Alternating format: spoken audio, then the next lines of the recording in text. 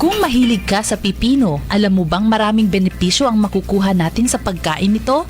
Ang mga phytochemicals ng pipino ay may mga antibiotic at antiseptic properties na maaaring pumatay sa bakterya at nagdudulot ng mabahong hininga. May taglay din na potassium ang pipino. Ito ang tutulong upang mapababa ang blood pressure. Ayon sa pag-aaral, makakatulong ang potassium upang makaiwas sa stroke at mabawasan ang tsansang magkaroon ng cardiovascular disease. Ayon sa pag-aaral, ang mga pasyenteng may type 2 diabetes ay maaaring mapababa ang kanilang blood sugar level sa pagkain ng pipino. Ito ay dahil sa mataas na fiber content at mababa lang sa calories. Ang fiber na taglay ng pipino ay makakatulong upang gumanda ang paggalaw at pagtunaw ng bituka. Dahil dito, mailalabas nito ang dumi at toxins sa ating katawan.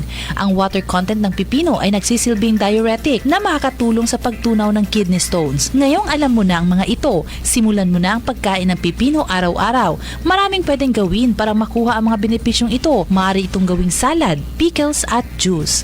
Lenny Wong Olivo, NDBC, Bida, Balita.